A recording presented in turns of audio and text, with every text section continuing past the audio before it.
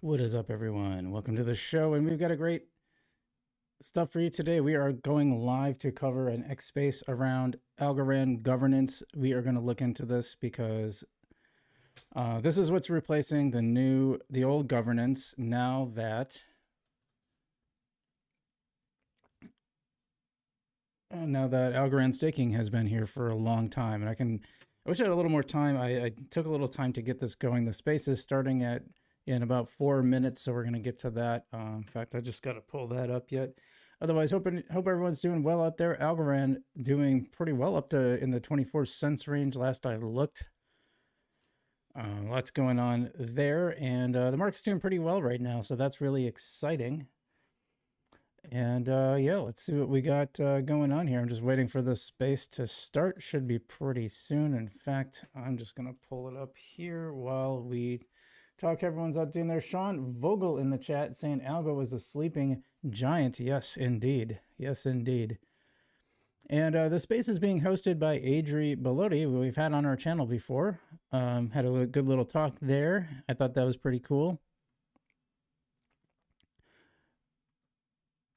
Trying to look, trying to see if she actually has. Oh, here's the chat.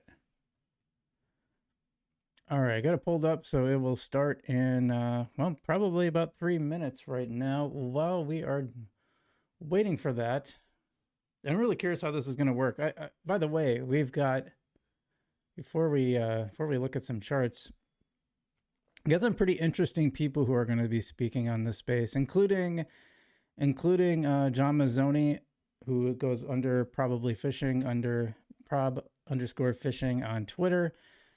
And he's a pretty interesting guy. Founder of Haystack, which is a sponsor of the channel. You can find the link, affiliate link down below in my chat for a little bit of a discount on trading, and helps both of us, helps support the channel. So if you've been interested in checking that app out, please do so below. Also brought to you by by Marcus Aurelius, a meme coin and NFT project on the Algorand blockchain. So I want to point both of those out, but I also got Simon Bellingar from Cosmic Champs. Anyone in the audience play that game? It's a lot of fun. Trying to look if I'm even on X here. I must be. There I am. Yep, got some viewers on X. We're live on Kick as well, and I'm gonna pull up Kick once the space gets started. I'm gonna pull up Kick on my phone, so we'll be doing that shortly. Welcome to everyone in the YouTube channel. If you haven't liked the video already, I really appreciate it if you did that. Helps. Well, it just helps to get the channel out to more people, and so that's always fun. I got to plug in my headphones. So the audio sounded great while I did that. That way we'll have that ready. Space should be starting any moment. Let's just take a really quick look at the markets while we were waiting. Rick Hunter on X saying, hi there. I heard some rumors about Algorand uncapping the supply. Any thoughts? Not much supply left to uncap at this point, but there is some. There might be some structured selling, but you know, I just read something about that. Where are you from, bro? Well, I'm in the Midwest in the US. We'll put it that way. Okay. Beyond that, I try not to talk too much about my location. I'm sure a very enterprising person could find it. This is what's going on. Just a real check on that space. Not there yet. Yeah, Algorand at 24 cents had a nice little pump on the week. Not a huge gainer, but it's, you know, not too bad over the last 24 hours. We got Alpha Arcade doing well, and Haystack, which is the coin of the app that sponsors the channel. Nice to see that. Very cool. Up 22%. I think Haystack eventually is going to work its way up into this top, you know, whatever it is here. It's not 10, I think it's 15 or something like that. Also, Munko doing really well. And, you know, I think I told you guys, I got like a bag of Munko sent to me. And I don't know, I don't think it was this much when they sent it, but it's actually up to, it's almost $100 worth right now. And I sold a little bit off, so I would have made, it would be a little bit more right now. But that's pretty cool. This should be starting really, really soon. Oh, it is here. It's here. Okay, here we go.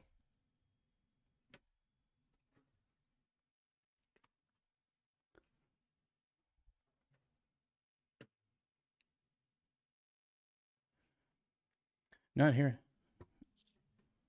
Not hearing anything yet, so it should be starting soon, but I'm sure we'll have some speakers going up.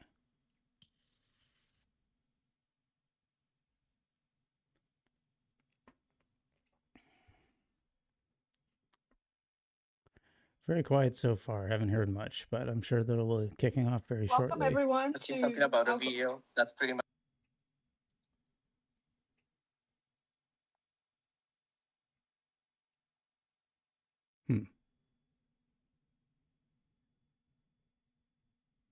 Kind of strange how that worked. Very interesting people in the chat. Like I said, Simon is on the team for Cosmic Champs. I'm not sure if anyone can hear me, but Plausible I in there. cannot hear anything, so I'm going to. We can hear you, Audrey. Go ahead. Here we go. Awesome. Welcome everyone. Algo Radio, episode 12. We are talking decentralization on Algorand, and we're gonna go through the new XGov proposal and voter journey. We have on the board today co-hosting my partner in all things governance, Michele Treccani. Michele, want to say hi to everyone? Ciao a tutti. Hi, everyone. And I will bring the other speakers of today on stage right now. Here we go. Fisherman, I'm adding you. Kuzma, I'm adding you as well. Simon, I'm inviting you. I saw Michael also here. I'm inviting you and Dr. Urush. I'm adding you. And Kyle sends his apology. He was rugged by his ISP, so he unfortunately cannot join us tonight.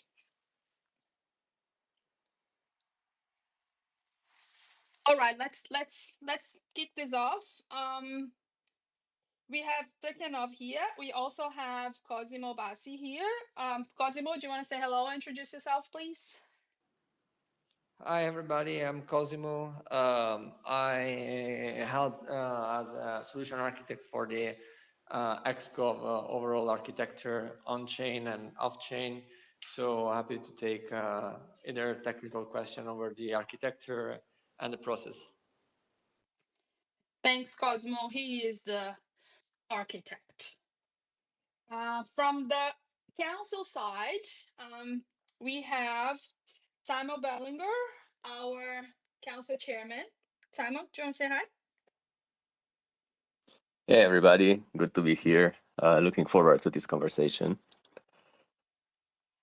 We also have Michael Chuang. Michael, want to say hi?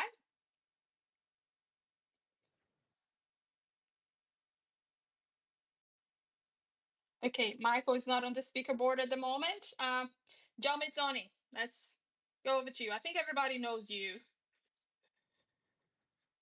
GM. Hope everyone is doing good. GM. Okay, I see that Urosh and Michael have popped out, so I'll keep an eye out for them coming back on. But let's kick this off. We have a big agenda today. We are here to talk about the XGov, the new XGov platform, the proposer journey and the voter journey. So lots to cover in 1 hour. And let me start by talking about some of the basic rules for the grants as we kick off this new platform. We are still in beta. We have launched in early this month. We have been collecting enrollments from the block proposer community. We have added the ability for the Reti pools to enroll. That went live last week. So we're stretching it out, this enrollment phase, a little bit longer so we can build up a healthy first cohort. How this cohort is built, Cosimo is going to talk about that a little bit later in the call. So we are hoping to start accepting proposals towards the end of this month. All right, so let's go through the proposer journey. What can you propose? So in this first iteration, we are starting with proposals for retroactive grants only. So that means whatever is that you want to get a grant for must be fully built and operational. We are also starting with open source only. So we want to build this we want to incentivize the community to think about what public goods do we need as an ecosystem, and hopefully get you building them. And therefore we need to have, we want to see this ecosystem grow and having our wonderful community of builders being a big part of this. And so it has to be open source from the get-go, and it has to be registered with Electric Capital because they look at the stats and they are positive for the growth of the ecosystem. We have 3 categories: small, medium, and large. So small grants cover anything from 2,500 algo to 25,000 algo. The medium category go from 25,000 to 100,000, and the large category go from 100,000 to 200,000. These values can change over time. We are starting with slightly smaller values in this category because these smart contracts are brand new, and we just want to start slowly, make sure everything works properly, and then we can increase this as we go. We have 3 million algo allocated for Q4 and Q1, and we want to see the quality of the projects, the grants that are dispersed, and then we will evaluate towards the end of the year what the budget for this program will be next year and moving forward. Okay, so these are the basics. And now, how can you become a proposer and make a proposal? So to become a proposer, you go to the xgov.algorand.co website, and you connect your wallet, and you click on the Get Started button, and you navigate to your profile page, and you click Create a Proposal. And then you have to do your KYC first. And that process is not fully automated yet. So when you do KYC, you're going to get a link that will take you to the KYC provider page. You will perform your KYC with them, and then you will receive a confirmation from them. And our legal team will inform myself and Michele, who are in charge of running the back end of this. And we will approve you in the system once we get the green light from them. And once you've been approved, you can create your first proposal. It's a super easy process. There's a cost to create a proposal of 100 algo, the green light. And also, when you create a proposal, you pay an anti-spam deposit, which is now set to 3% of the total ask of your grant. So when you create your proposal, you have to pay your deposit fee and your anti-spam deposit, and you fill in the form. And once the information is all good, you're ready to go, you just submit your transaction, and it automatically goes into the discussion phase. The discussion phase lasts 3 weeks for all the proposal sizes. And once the 3 weeks elapsed, the proposal will have the option of submit the proposal for the voting phase. If 3 weeks were not enough, you want to discuss your proposal for a little bit longer, you can leave that open and you can submit the proposal for voting phase a little bit later. The voting phase will last 1 week for the small and medium size proposals and 2 weeks for the large proposals. Once the voting phase has elapsed, if the proposal is approved, there's a final terms and condition checks that's done by the XGov Council. We're going to talk a little bit more about that at the end. And then if the proposal is non-compliant, that anti-spam deposit is lashed. If the proposal is compliant, then they will get the anti-spam deposit refunded, and the funds that were approved will be dispersed. If the proposal was rejected, they would just get their anti-spam deposit back. Okay, so very simply, this is the whole life cycle of creating a proposal. And I have written a guide for this there on the forum. Once Michele starts talking about the voter journey in a second, I will pin this here for you guys so you can go and have a look a little bit later. Happy to take questions about this. Otherwise, we can move to the voter journey. Okay. Can I just So- quickly mention, I think Michael and Eros got like kicked from the space, Adrian. If you could Have they come back? I will have a look while Michele talks about the voter journey. Thank you, John. Perfect. Okay, so essentially, I'm going to cover the XGov experience from the voter point of view, right? Because this is we want to stress this is a full Web3 experience. You go to the website, and the website is just a UI for the interaction with the smart contract. So in principle, you could renounce to the UI and interact with the smart contract. This is the way that the voter will interact with the smart contract, either with the UI or through the method calls. So essentially, the voter, the XGov, is what we think the highest level of engagement and interest in the Algorand ecosystem. And we measure its engagement by the blocks that he has produced within a particular time frame. And then Cosimo will talk about in detail later. So suppose that he has already produced blocks and he wants to participate in this journey. So he has to sign up to this process. And currently it's 5 algo. And probably soon after the grant phase will be open, we are going to raise to 10.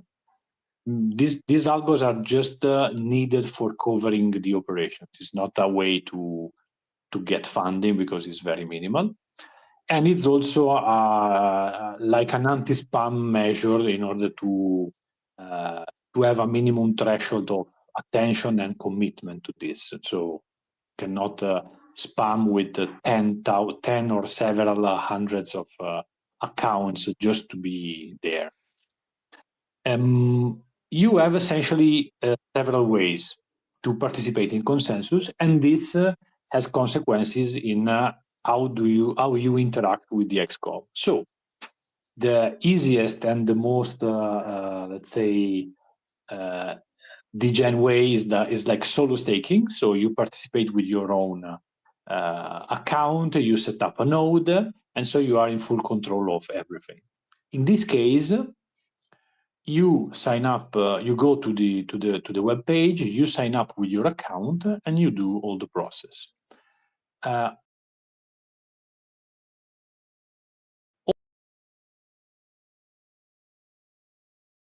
Participation, like in Valar case, That is, the funds are still in your possession, but you are delegating the participation key to the usual way, what we intend to be the usual way. The other way of participating in Xcov is also through Reti, but in this sense. You have you suppose that you don't have enough algo to participate as a solo staker. So suppose you have 1,000 algo, so you contribute and you enter in a Reti pool, in a particular Reti pool. In this case, the burden, the operations must be initially set up by the Reti owner. Okay, so you as a user, you don't have to do anything at the beginning. So the Reti owner, thanks to the UI that we have implemented at the Reti web page, can sign up and be counted as a future Xcov participant. There are integration in pipeline in order to allow the final user to participate, to express his opinion, and then it will be on the responsibility of the Reti owner to collect, aggregate, and relay the voting to the final Xcov framework. But from our perspective, from the Xcov smart contract point of view, is the account which is holding all the algos and which is actually producing the blocks that are responsible for giving us the preferences in voting. Okay. And so once again, if you are a Reti user, you cannot go with your personal account into the Xcov web page, because there you won't be acknowledged as a legitimate voter, because you are participating in the consensus through the Reti structure. Okay. So Cosimo, could you please help us understanding how the voting weights are created? Yeah, sure. So let me give you a bit of a context here. So when we designed the architecture of Xcov, one of the goals that we tried to pursue was to try to push the architecture as far as we could on chain, and having a minimal trust assumption and trust model on the process, meaning that we wanted really the Algorand Foundation to have the least footprint on the process. Of course, the Algorand Foundation will be funding the program. So this was the goal. I'd say we have partially achieved this goal in this sense. The architecture of the Xcov program is made by a central Xcov registry, what we call the Xcov registry, which is responsible for onboarding the user type that Adri and Michele just described, so proposer and Xcov, and being really the factory of the proposal smart contract. And this is fully on chain. So the first feature, onboarding, creating proposal, and then there is the third component, how to measure your voting power. And so this is quite orthogonal to all these architecture, but that can be seen as a general architecture to organize opinions, votes. So you can think of the registry and proposals as a general on-chain machine to make votes. Now, the rule on how what is your power is another discussion. So when we define the rule, we said, since now the only thing that is incentivized in Algorand is participating in consensus, because we have no general governance, we have no other things, we thought that being a block proposer and stay committed as a block proposer for a long time, so accumulating an history of proposed blocks really shows some accountability on Algorand, because you have stayed in, you have proposed blocks, so you are running a node correctly, you are showing up, you are maintaining your nodes, so somehow you are you gain some reputation, and so once we define the rule, which is how to attribute your power, the last missing step will be how to find a way on-chain to basically include your vote and plug your vote into the voting machine that I just described as a registry and proposal. So we are not there yet in terms of fully decentralization, meaning that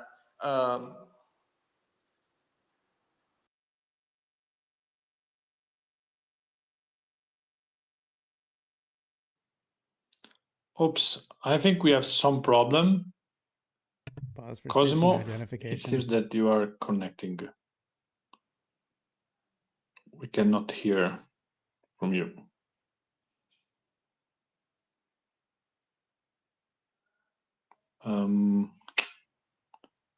Ok. Adding Cosimo now. Ecco. Cosimo? Are you back? Can you guys hear me again? Yes. Yes, now yes. Yeah, sorry, my X app crashed. So, so I was saying, so we have still not achieved fully on-chain automation on counting your vote automatically, your voting power automatically, but there are ideas of how to do that. So basically, there are still a last step of back-end procedure to basically publish your voting power on proposal. But I want to say that we have defined a rule which has been specified in an Algorand request for comment, ARC number 86, which define this rule. And this rule is fully accountable, which means that everybody just having a copy of the Algorand ledger can really verify that this is the voting power that I deserve. So we basically organize the XGov in an XGov committee. An XGov committee is a group of XGov that meets two conditions. They are block proposers and they are enrolled as XGov on the registry. And I want to specify here that being a block proposer does not imply that you are an incentivized block proposer. So even though if you produce blocks with no incentive, so if you are participating in consensus just with one algo, so below the threshold, and you somehow are lucky enough to propose a block, we accept that block as a vote. So we don't care about the fact that you are being paid or not by the consensus incentive. So this is just a clarification. So how the rules is very deterministic. So it's just based on 3 parameters, which is the block at which the registry was created, and 2 time anchor that define the the validity of the each XGov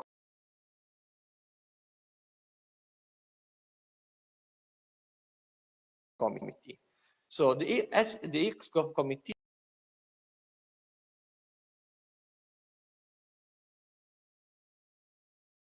role that now defines the drop of the incentives, and from now on will also define a new XGov committee.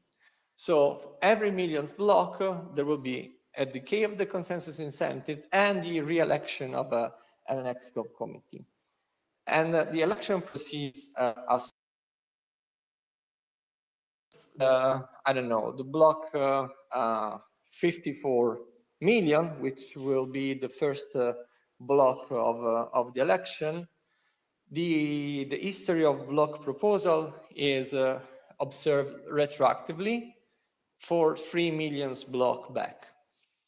And so we collect all these 3 million block proposal, we discard all the block proposals that are not enrolled in the program. So for example, block produced by the foundation are not counted in, block for, I don't know, protocol that never showed up are not counted in. So whoever is not interested in participating in XGov as although being a block proposer is not included in the committee. Whoever has showed up and registered on the XCOV registry then is taken into account.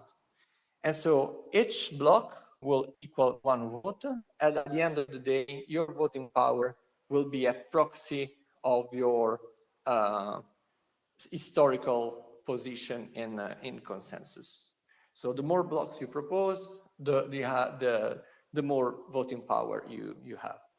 And the process of renewing the XCOV committee is asynchronous with respect to the life cycle of the proposals. Each XCOV committee is identified uniquely by an hash of a data structure that is described in the standard that I mentioned before.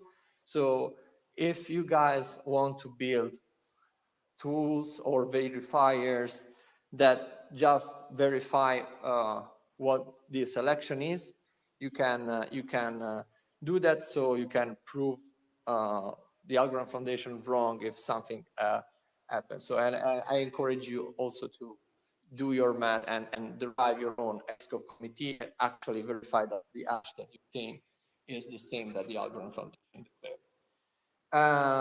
And so once this hash is uniquely formed, is stamped on the proposal, and we know that at the proposal creation time, and so as soon as the proposal is created, we attribute to the proposal an XCOV committee that will express the vote. Now, this is, like I said, the last a single of off-chain bit is reading the ledger and publishing these result on chain. There are maybe options and idea on how to do that in a fully permissionless way. So even eliminating this last backend bit, we are not there yet. I don't think this is now the highest priority for the program. We have other priority on usability, on user experience, or on tuning the process. But this is something that is doable. And I just want to add a last things on the difference between the address that proposed the block and the address that votes, because I think there was some confusion. So if you are not actively producing blocks as a block proposer, I mean, if you want to enroll in the program, you can, but you are not going to collect votes unless you start producing block. So if you propose block or you are participating in staking pools or LST pools, there are other processes to participate in XCOV. And the distinction between the XCOV address and the voting address is the one that Michele mentioned. So we are looking the block proposed by the X, what is declared by the X as an XCOV address. And we know that usually people tend to use, I don't know, Ledger, hardware wallet. So those kind of addresses are not really suitable for day-by-day operation like voting on an UI. That's why we try to decouple those things. So you have to enroll once just with your real address that proposed block, but you can appoint another address to express vote form. And that could be an address that, I don't know, you can easily control, I don't know, on a Pera wallet just to participate on the UI. So the first intent of the delegation was really user experience and usability. But you can also think about delegating, I don't know, if you have a friend that is highly knowledgeable about Algorand and you want to delegate vote to him, you can do that. So we can have literally a delegation system, a political system. I'm not suggesting this is the way you should do that, but this is technically possible. And the smart contract is set up in a way that the original XCOV address can always revoke and change the delegated address. So if you have any other question, I'm happy to take it. Thanks, Cosimo. Does anybody have a question regarding to the committee formation? Dude, they got to find a way to make these way more interesting. Right. So just to recap, because now we're gonna get to like the most important part, which is voting and how it works. But let's quickly recap. So we covered the rules for the grants. We covered the initial budget, the proposal steps, including the discussion phase and the voting phase. We covered how to enroll and the different types of enrollment. And we covered how the committee is aggregated. And we also covered that we can include delegation in this process in the future. So what's missing? How voting works. And Michele, do you want to take us through that? Sure. So let's start with the current situation. So just to have concrete numbers and work with them. So as of now, we have 298 or 7. I don't remember. Let me check. 298 because I just approved a reti pool. 298 accounts which have signed up for the process. So as Cosimo correctly stressed several times, this is not enough. This is necessary but not sufficient, because once we reach the 54 million block, we have to cross-check this initial set of accounts with the accounts which actually produce it. That's why he stressed this part, because we are seeing currently some accounts which have signed up apparently for no reason, in the sense that as of today, and we are at 53.5 million, they have not generated any block. So it could be that there is some misunderstanding. So please spread the words that you have to both sign up and be the one who is actually producing block. Okay. So as of now, we have 298 XCOPs. We have not counted yet the number of blocks that they have produced, but let's start with an assumption, a realistic assumption. So suppose that at block 54 million, we reach a very good number of 500 XCOPs, single accounts, okay, with a total voting power of 2 million, which is quite optimistic, but we like to be optimistic. So this is the committee of the XCOVs who will vote on the grants that will be proposed. Suppose that after the block 54 million, an interesting project asks for 70K grant. Okay, so by looking at the table in the documentation for the XCOV contract, which I strongly suggest you to have a look, because it has a nice table which summarizes all these parameters, you can understand, you can realize that this request will be in the medium bucket. Okay, this implies that, as we said, the discussion duration will be always 3 weeks. The voting duration will be 1 week, and then there will be the quorums, which are the numbers necessary to approve this grant. So in this case, so medium bucket, we have a so-called quorum, simple quorum of 50% and a weighted quorum of 60%. What does it mean? It implies that if we have 500 XCOPs, at least 50% of these 500 must be present at the vote at that particular grant. So 250 accounts must vote on this grant proposal. At the same time, 60% of the total voting power must be present. So once again, if we have 2 millions, this implies that 1.2 million votes, let's say, must be present at this voting session. Remember that this implies that you can go there with a yes, with a no, or with an abstain. Okay, so after this condition, this quorum has been met, we are going to check if the majority, the pure majority of the people of the weights, have voted yet. So 50% plus 1 of the total voting power who has actually voted grant must vote yes.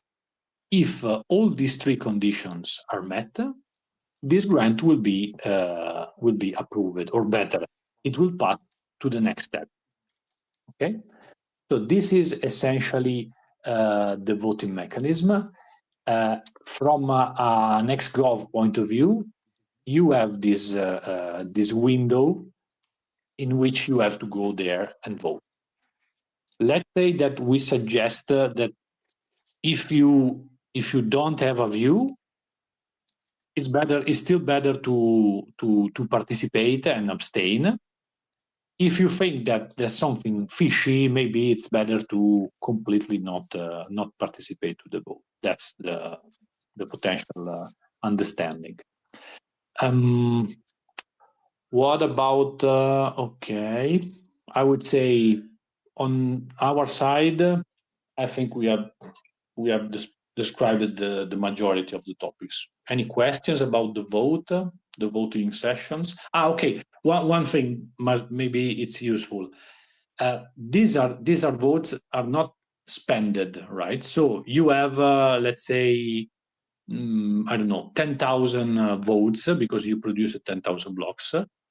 You can participate with your voting power to all the possible grant proposals that are out since the beginning of this era of opening the grants. Okay, so it's not that if you spend 10,000 votes in one particular grant, you cannot vote to the other. It's like your voting power, but forever or better until the next update of the committee, the XCOV committee. Okay. Last observation: we are updating the calculation every million block but with a rolling window. This means that the change will be gradual. So it's quite okay. Quite impossible that you will be kicked out unless you have stopped producing blocks in the last 3 million blocks. Okay.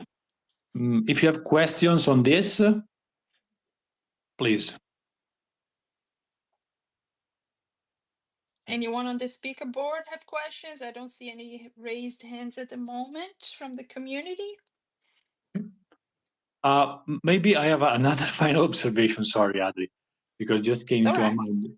Since we are introducing the XCOV Council, in the last iteration with the XCOV Council, we have agreed on I would say a very useful practice that is the following. Obviously, if you go into the documentation page of the smart contract, you realize that we had to define a plethora of parameters, right? The discussion duration for small, medium, large, the quorum for small, medium, large. It's clear that it's quite a leap in the dark for us because we don't know the profile of the XCOV committee. We don't know what will be the adoption. So we started this with an iterative attitude. So these are the initial parameters, and we agreed with the XCOV Council. I think it's one of the best inputs from them that we are going to revise these parameters from, I don't know, monthly basis by looking at the activity, and thanks to the nature of the smart contract, we can update these parameters in order to be more effective or be less prone to possible gaming. These are the reasoning. Adri, please. Yes, I think yes. We, as I mentioned at the start, we're still in beta, so that means all these parameters, everything can still be changed. We really have to launch and see how the program will work, how the usage will be, and we can adjust as we go. Hopefully by the end of the year we can find our footing and we start 2026 with something that has already been tested in production.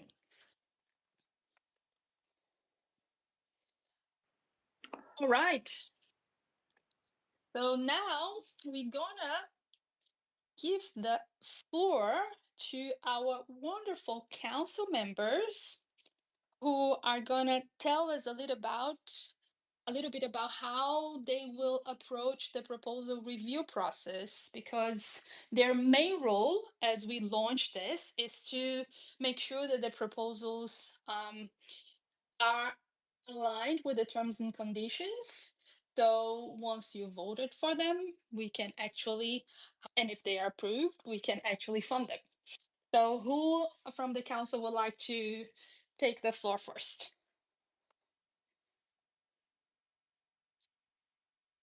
I really hope it's John. Go ahead, Simon. Yeah, Hi, I'll Simon. just take it away. Welcome. So, yeah, firstly, I just want to say, like, we have so many different counselors with diverse background and, unique insights that we should be able to give relevant feedback during the entire process. And, this clearly shows when we had our conversations with the foundation and the XCOV team.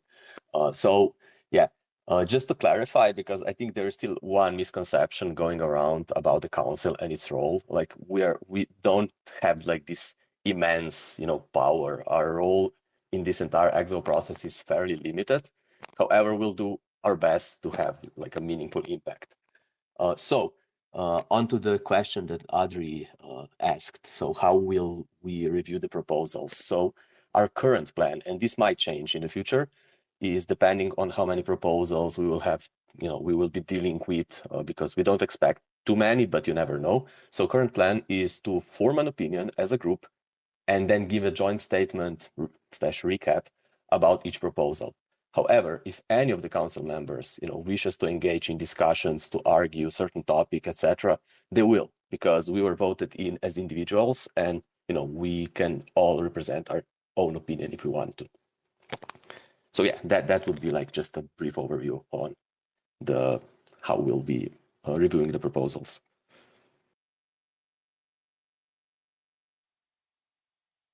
Thanks, Simon. Anything else you guys want to add about the process, the proposal itself, or anyone? Yep. Perhaps I can add just on the aspect. So this is Suro speaking from the Lars account.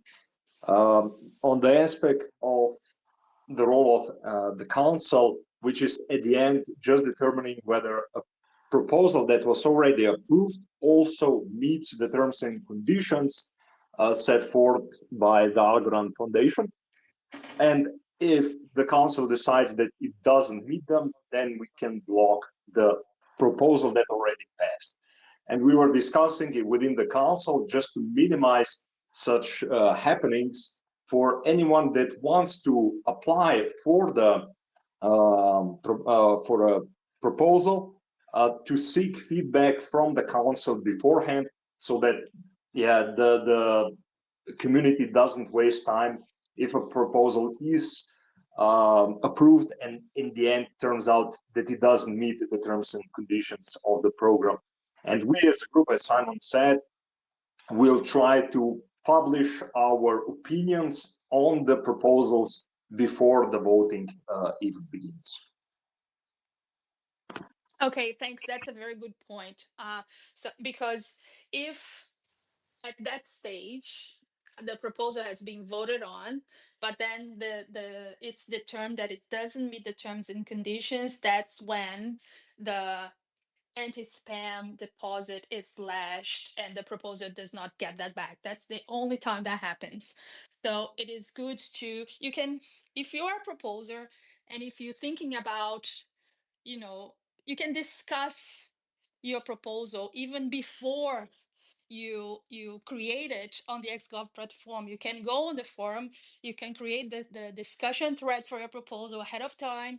You can bounce ideas with the community, ping the counselors, ask for everyone's opinions. And then once you have that formed, you can check if the terms and conditions are met.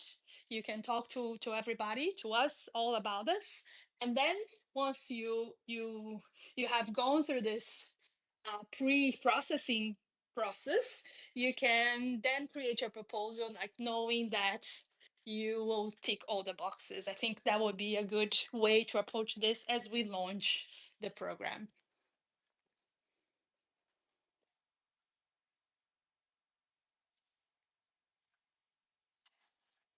All right. Anyone else wants to make any comments? Any questions from the community? I don't see any hands up. Simon, yes, please. Yeah, so if I might, just like my personal take on something. So if you're considering applying for XGov, to get the funds, don't hesitate. Just be among the first ones, because just looking at the, at the quorums and, the percentages needed, to pass certain proposals, it's gonna, in my personal opinion, obviously, it's gonna be beneficial to be among the first proposals being voted on, because everybody will be still, fully engaged, looking at stuff, wishing to cast their votes, and later on, this enthusiasm might drop, and we might have issues with the quorums, etc. So again, hopefully it won't happen, but if you're thinking about applying, you should do so, like, rather sooner than later. Mikhail and I have been thinking about something cool that might keep people's attention, there at all times. So we'll see. We'll see how that pans out. Let's launch and observe how things go the first month or two, and then we might make an announcement about this, right, Michele? Yeah, let's not say anything now. It's not better to wait a little bit. Yeah, we really want to see how the process works before we start adding any complexity to it as well. Yeah, but we have surprises along the way, definitely. Okay, I think we have also 3 questions in X, so we could address them here if we can answer together. Yes. So I read them loud. So 3 million algo per quarter, 6 billion total. A question from Trillion. I suppose that this is about the funding. So I think I touched upon this at the start. So we have 3 million algos that we're going to stretch along Q4 this year and Q1 next year, and we want to see like the quality of the proposals and what gets passed before we can go back to our finance team, hi Harpal, and organize the budget for next year. So 3 million for Q4 and Q1 in total, and TBD for what's coming in 2026. yes, I will add that we have to justify the fact that we ask for more by looking at the quality of the grants that we distribute. So I think it's fair to not commit to a huge quantity if we don't see how the process unfolds. So I think it's a fair, an adult, let's say, attitude for these new things that we don't know how it could be. Okay. So second question, will the retroactive requirement be in place for these 2 quarters? Adri, please, let's play this game. I make the question and you answer. Yes, we do. Retroactive only, baby. Yeah, exactly. Once again, we start easy, and then we can add complexity ad libitum. So let's start with easy things, and we can definitely go. We want to go. Honestly, we want to go. We would like to be able to arrive at proactive and request for product kind of things, but for the time being, we stick to retroactive. Okay, next question. Is KYC kept private to foundation and council or public? Oh, private. I think not even the council has access to KYC, and in the foundation, only the legal team has access to it. Mikael and I don't. So once you do KYC, you will have the results posted to you. I think at the end of the process, and then our legal team needs to check, and they will give us like an update once a day or something like that, saying, okay, wallets A, B, C, D have been KYC approved, so we can go on the back end of the XGov platform, look for those wallets and manually tick them approved. And once that happens, the proposer, when they go to their profile page, they will see the button to actually submit or create a proposal will be activated. Yeah. KYC is really a compliance requirement. It's not something that we, some information that we use for other purposes. So it is handled like a compliance information. So yeah, also this new company that we've enrolled since I think it was July this year, they are really good, and we kept KYC really light. So there's not a lot of information that it's required. yeah. So next question, where does the 3% anti-spam go if this is withheld? It my wallet. stays on the system. It stays on the system. I think it goes to the pot of the grants that are available. Yeah, right. So any slashed amount is used to fund the XCOP treasury. Perfect. Okay. Then next question, what window of block proposing will be considered in voting weight? Sorry, I don't understand the question. Oh yeah, it's we have already responded. It's from 51 million to 54 million. So we have to wait, let's say roughly speaking, until September 22nd to have the 54 million block produced. And then from there, we are going to make the calculation. And then after that, at every millionth block, we'll look at the previous 3 million blocks. So same on the 55, 55, 56, and so forth. Perfect, exactly. So if you want to do your own calculation, you are already able to do it, right? You go back and you look how many blocks you have proposed from 51 until now. And this is, roughly speaking, your voting power. Okay. So next question, but I think we have already addressed it. Where does the council sit in the process? Yes, we have already addressed it. So yes, council will check the terms and conditions, make sure that it's all kosher. This is their only power for now. I think Mikhail and I have discussed this with you guys when we first started this council process.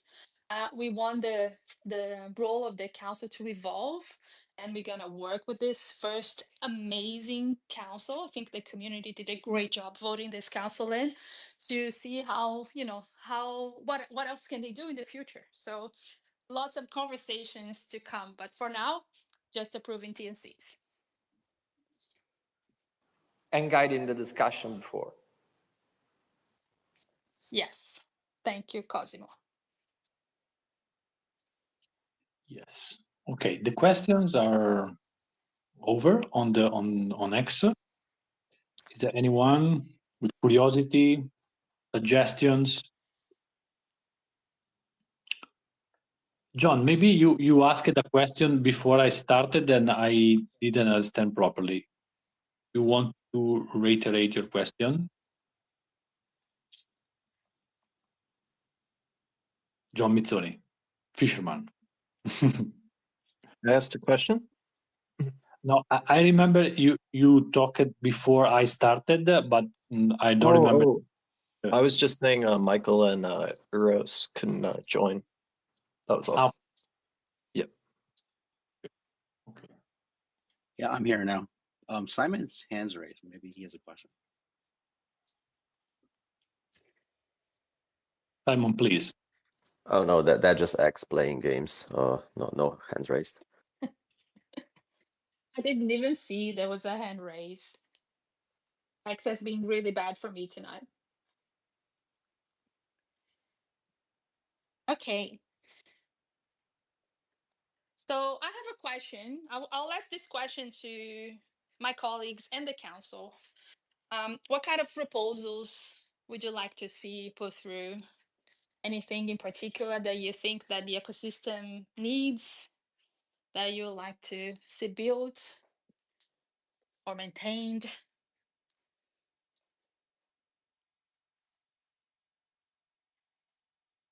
Anyone?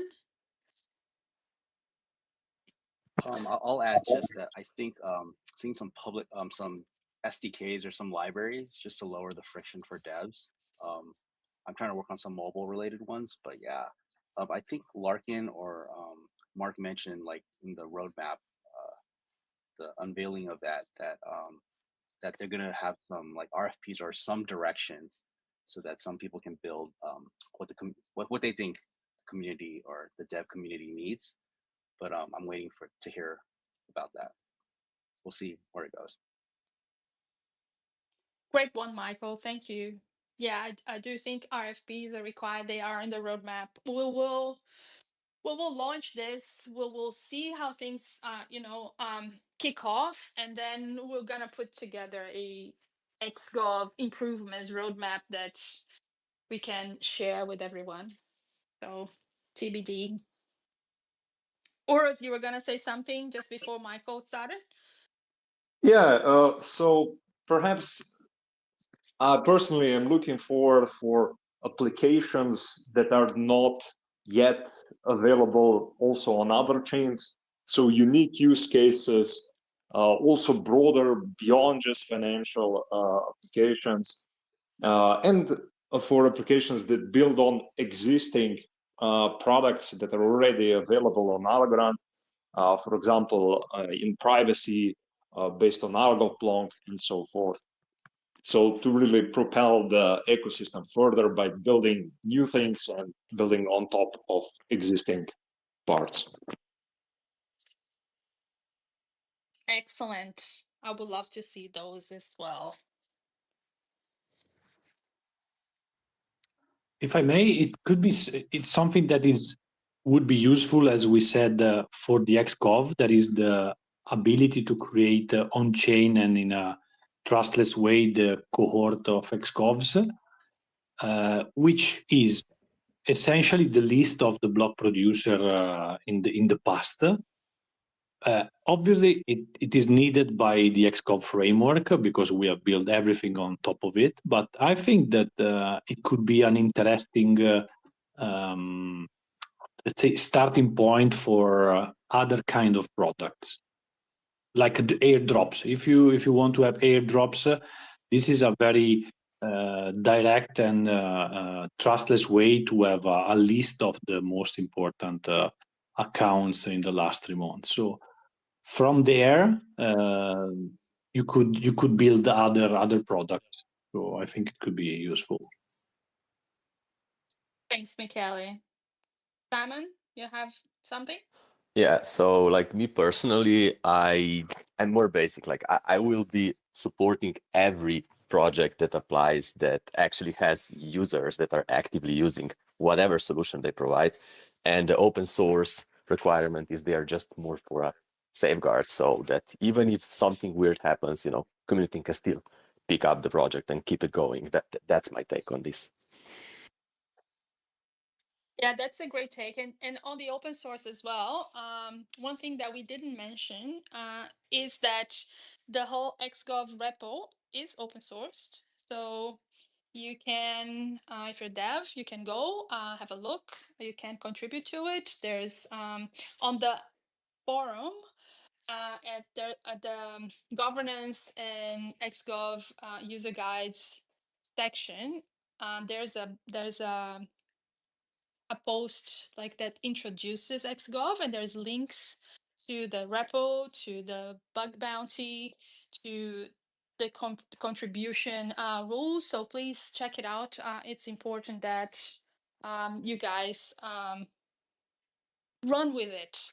That's one of what the one of the reasons why we want to incentivize open source. We want the community to contribute to what we do as well. So it's as Michele said, we love to see the cohort making product built and supported by our wonderful community via grants.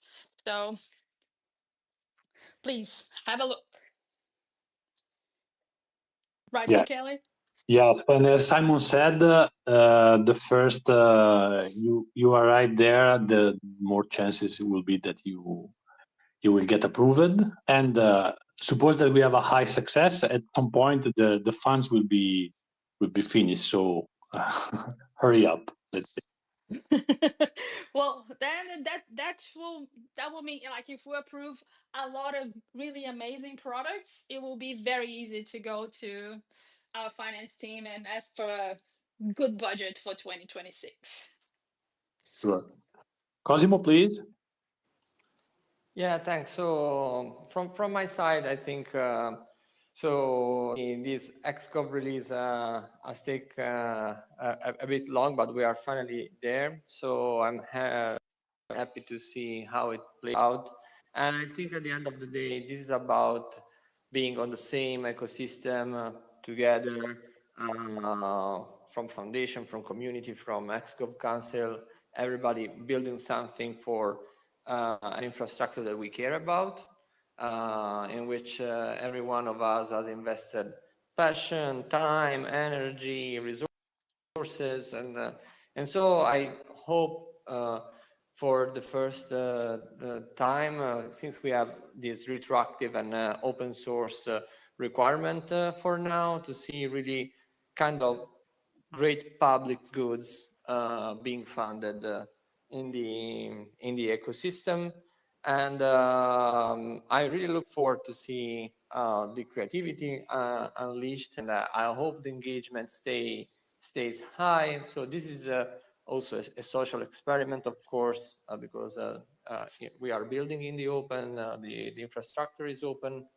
and so it's really interesting also from a social standpoint to see, for example, how a public vote goes on, or what are the opinions, what are the debates, and I think the result will be net positive, because fostering open discussion, public votes, opinions, I think will naturally put positive energy in the ecosystem, and I think we all need this kind of positive energy injection. Yes, we do.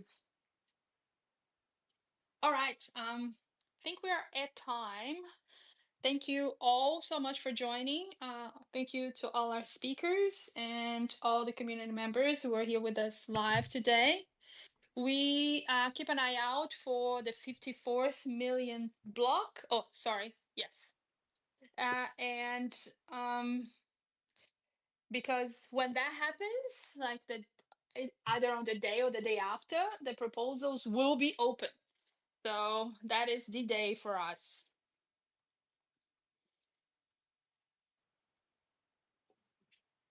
Be ready with your grand proposal and shoot it. Yes. All right. Go read the user guides on the forum. Ask questions if you have any. I'm always lurking around there and always happy to engage and answer questions as they come. All right. Thanks everybody. We'll see you at the next one. Bye. Thank you guys for being here. Ciao, ciao.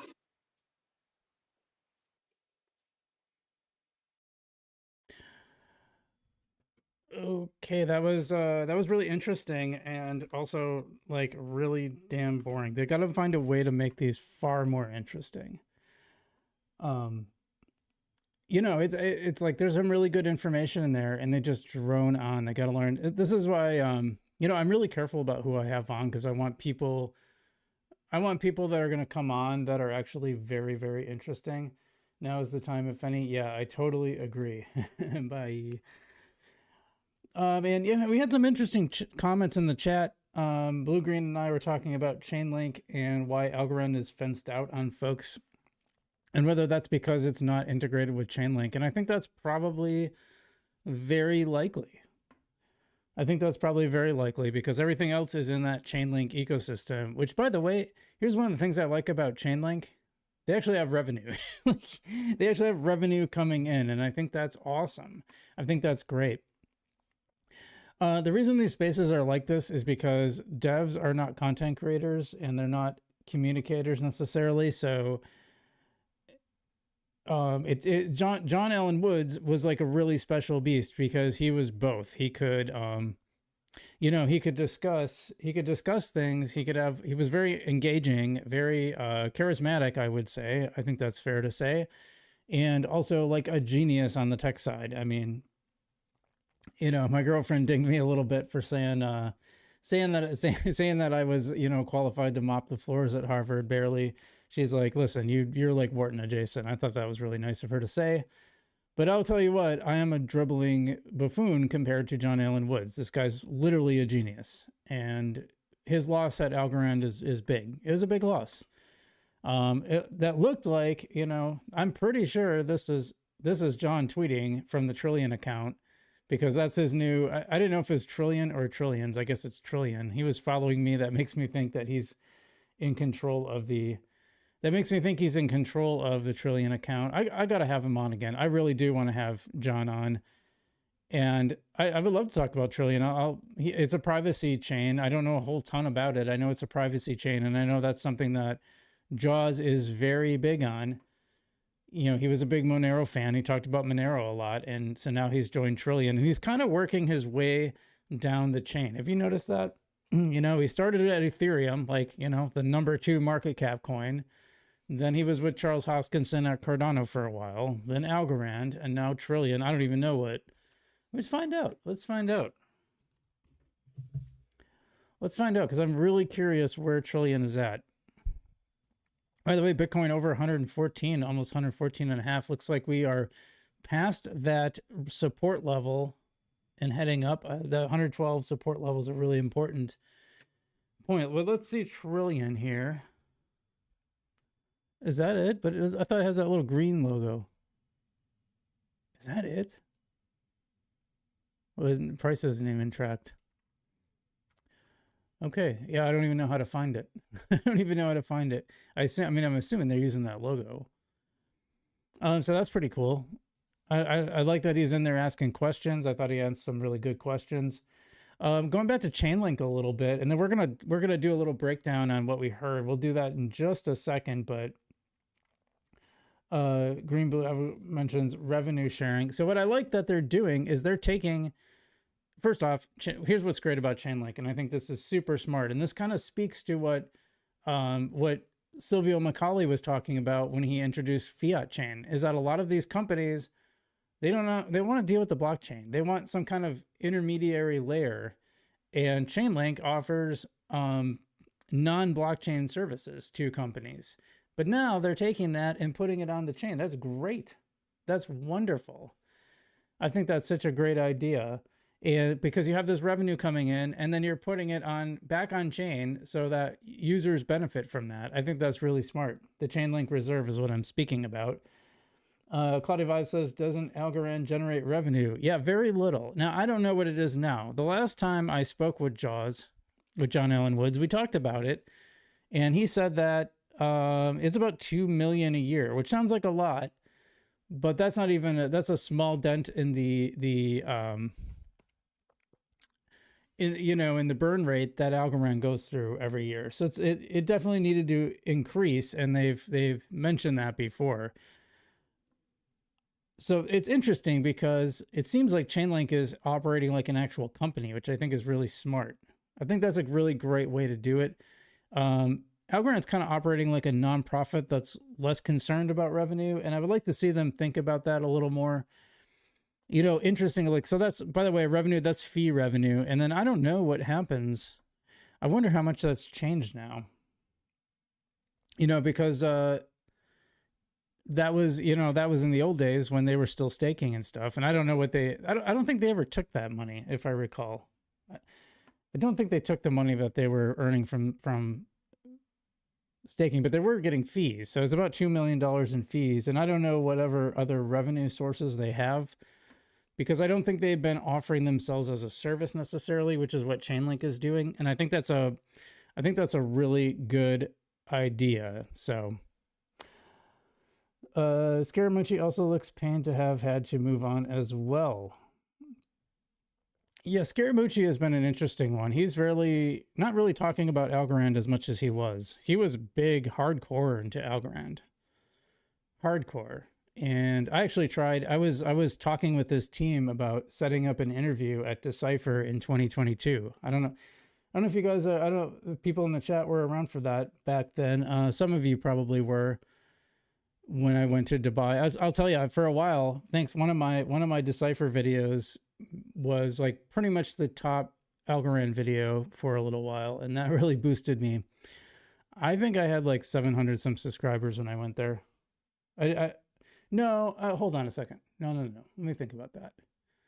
No, I was monetized by that point. I think I was at like 1,700. I think it was at 1,700 when I went there.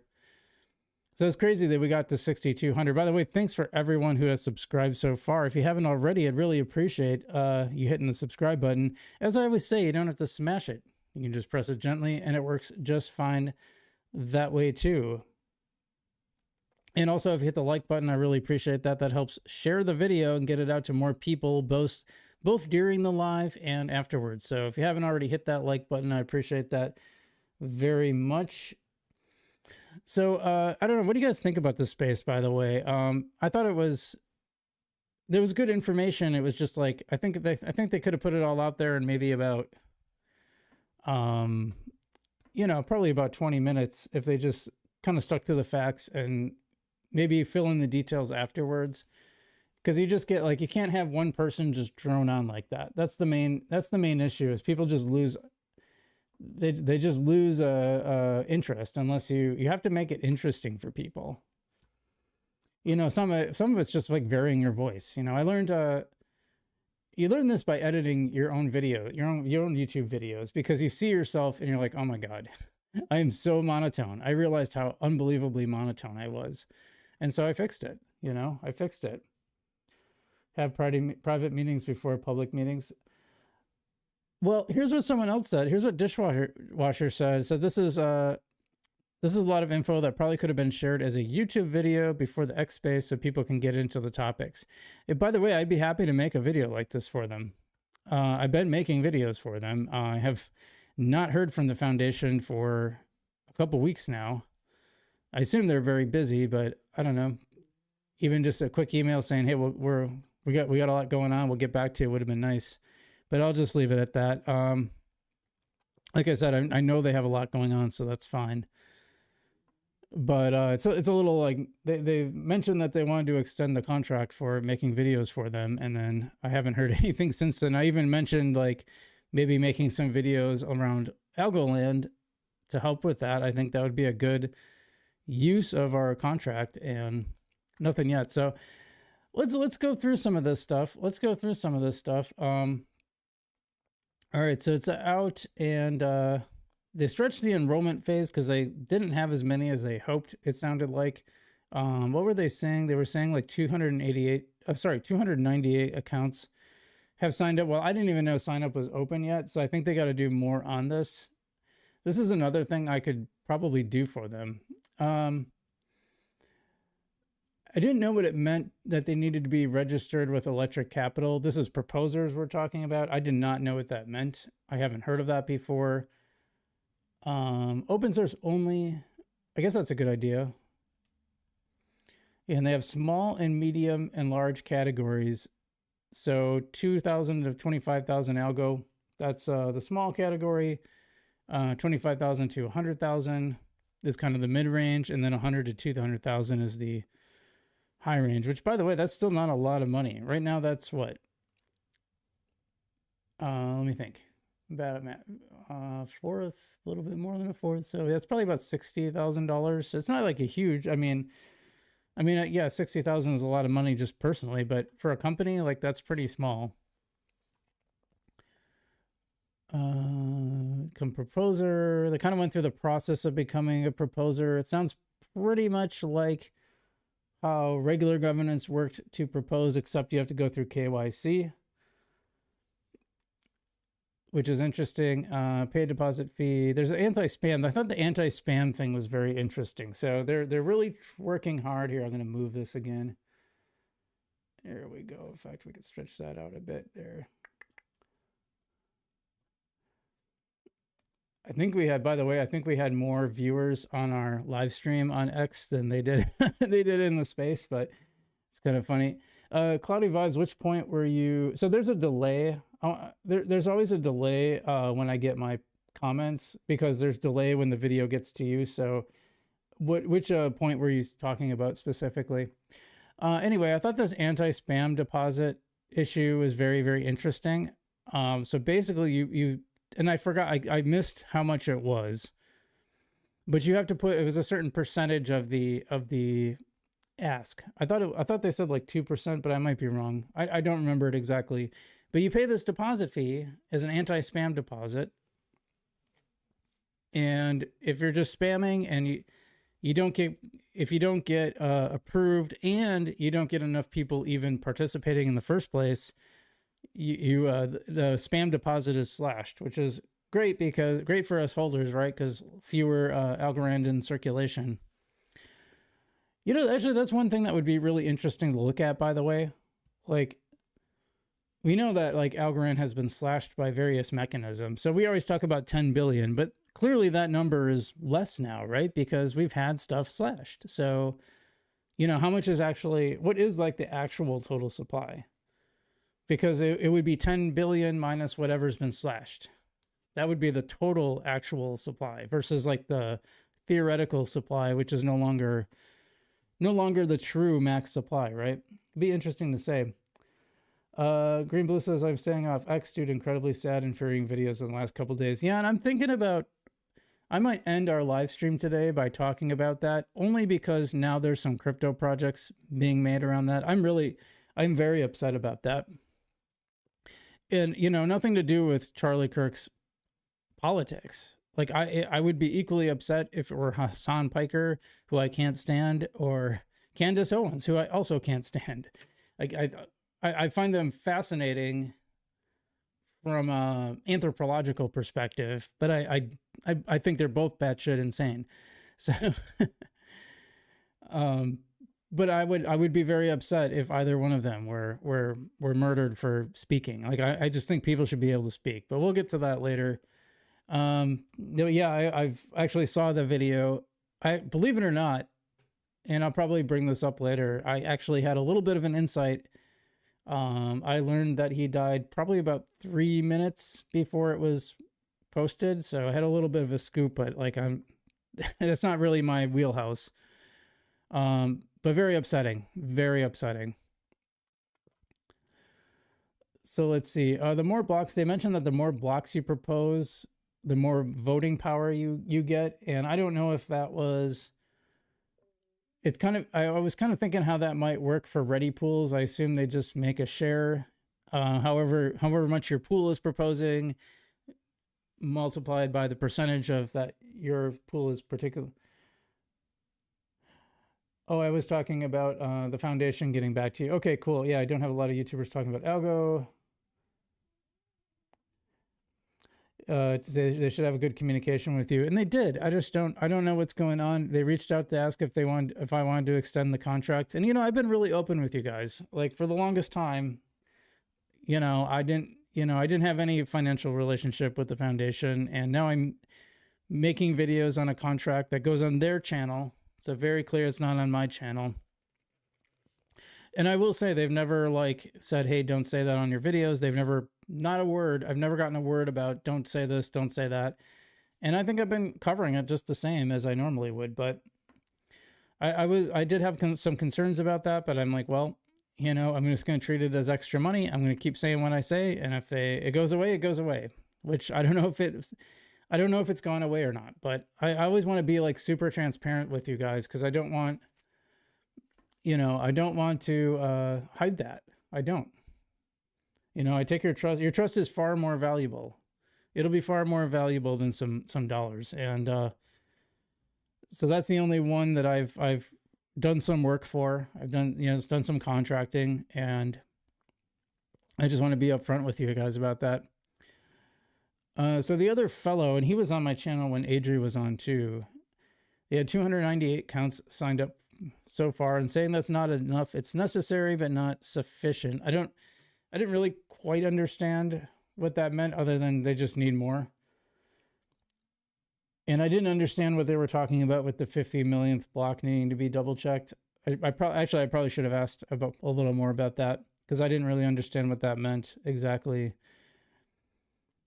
So voting duration will only be 1 week. So the submittal process is like 3 weeks, but the voting is 1 week. So it's going to happen very fast. You're going to have to stay on this.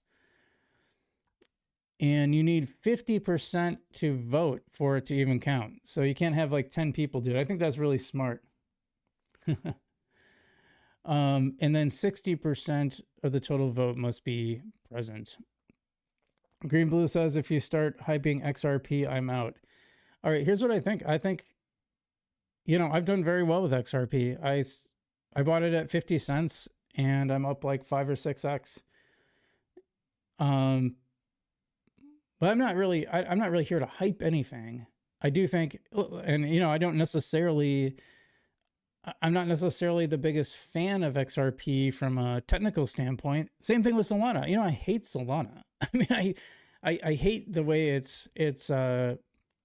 hate the whole way it's set up, but I own some because it's going to make money. That's that's what I'm here for. I think that's what I'm here primarily for. I do find the tech very interesting, and I get really irritated when I talk about the tech and people are like, what does it do for price? I'm like, I don't care. Like, I probably not. It probably doesn't do much right now. It does stuff for long-term stability, but not necessarily price. So, I don't mind you say, I get it, I've made XRP videos, but I also I'm very skeptical of the XRP army is very interesting. If you talk about XRP, look at the XRP forums. There's no talk about the technical fundamentals at all. It's going to go to the moon. It's going to be worth 10,000. Like, yeah, probably not. Green Blue bought at 43 cents. Yeah, we got even lower. I was joking that it was a 53-cent stablecoin for the longest time because every time I checked it, it was 53 cents. Cloudy Vibe says, people need to keep their political beliefs to themselves. We live in a crazy world. So much hate out there. Life is more important than any political party. Yeah, definitely. I think there's a time and place. I do hate that politics has become such a driving force in life, and that people are making personal decisions based on politics. It's ridiculous. When I see people, ostracizing their family members because of who they voted for, I think that's ridiculous. Like, your family comes first. Your friends come first. And I get, having shared values. I don't agree with my parents politically. I still love them. I'm still gonna, I would never cut them off. I mean, I agree and disagree. I even disagree when I agree with them, if that makes sense. There's a lot of times where I just don't think, it's like, hold on, let's get the whole picture and then we can agree to agree. But first, we have to get the whole picture. And they watch TV news, so they get nothing. It's crazy. I'm knee deep in this stuff, and I've seen how things work behind the scenes, so I just don't get worked up about political parties because I know they're all scumbags. They really are. That's just the bottom line. There's a few that I think are probably decent people, but it's not a system that rewards good people. It's a system that incentivizes bad actors and selfish behavior and narcissists. It's literally a narcissist's game. That's a hard word to say. GBA says, I bought XLM at 9 cents and I think it is a better project. Yeah, it very well might be. I haven't looked super deep into comparing the two, but it might be interesting to do so. Let's get through the rest of this. 60% of the total vote must be present, or total XGov. In other words, you have to be at least present even if you don't vote. I think that's kind of weird. I thought the 50% took care of what needs to be taken care of, so I didn't really understand that. But they were saying, yeah, if you it's better to participate and then just abstain from voting than it is to just not participate, unless you really think something is scammy. I don't know. I don't think that was. I just don't think that whole thing was necessary. Now, they did mention that the XGov REPL, right, is in open source on GitHub. Any developer can go in and look at it. I'm like, GitHub just sort of scrambles my brain, and I've done some coding, so I know what that's all about. And then Adri says something. They're cooking up something to keep people's attention. They're thinking maybe a couple months in, they'll see how it goes. Green Blue says, interesting in media. Yes. I've been a journalist for 20 years.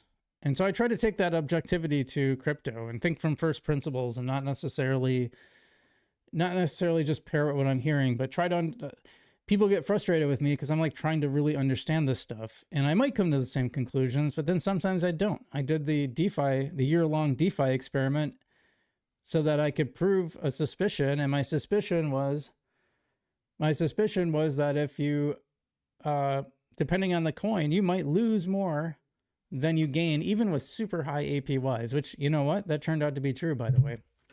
Turned out to be 100% true. So yes, I've covered politics for a long time at the local and state level. And yeah, no, it's an S show. It's a shit show. I can say it. It's a shit show. We're far along in the stream now. I think I can say that. Cloudy Vibe says, I agree, but the world is divided. People's mind don't work the same. Yeah. No, I agree. It's young people's make me nervous because a lot of them think it's okay to be violent because of political views, and that's frightening. We should all be frightened about that. It doesn't matter which side it goes. It really doesn't. It matters, like the violence matters. So 21 taught me to sell farm tokens the second you get them. Yeah. Well, I'll tell you what, and I disclosed this when it happened, but I got like $500 worth of Nico when it launched. And I think the whole thing, and I promised not to sell it for at least a year. So I lived up to my promise. I didn't know they were going to send me so much. I probably would have told them not to. And I think that's worth like, what is that worth? Like $20 some now. And that's what, like, I was staking on Cometa until they closed down. So, I don't know if we're going to get to the Charlie stuff. I was thinking about doing a little segment, but I didn't have time to set it up. I probably could have. I didn't know I was going to live stream this morning, and I kind of debating whether I'm going to live stream tomorrow. I think so. So I hope you guys tap in if I do. Yeah, I think we're gonna call it there, but I really appreciate everyone tuning in today. I think we had a good show, really good, nice audience on X. We got over 100. Like I said, I think we were beating the Algorand Foundation's own post. And yeah, if you're joining us, I don't know if anyone joined us from that space after it ended, but I hope they did. Yeah, we should get John on. We should get John to talk about Trillion. I think it'd be really interesting. And so yeah, not necessary. Well, the only thing I was going to talk about with Charlie is there's some asshole, some jerks. I do try to keep the swearing down, so, you know, for the YouTube algorithms and all that, but some very unsavory individuals have been creating Charlie tokens, and I think that's just awful. I think that's just scummy. Absolutely scummy. So anyway, thanks so much for tuning in. I think it's, you know, I wish I could say it was an interesting space. There was interesting information, but, you know, an hour that probably could have been 20 minutes with a little tighter production there and some more, or better, you know, 20 minutes of get through all the stuff and then come back and like maybe fill in the details or something. But I think they got to find a way to make these a little more palatable, and I'd be happy to help them do that. Probably have somebody interviewing them would be more interesting. I think that would be huge. So, all right, guys, thanks for tapping in. I appreciate everyone. Have a good day. We will stay tuned to the markets. I think we got good things ahead this next quarter. You know, this starting now, I think we're really going to start crushing it. So stay tuned. Otherwise, I'm FrugalBC.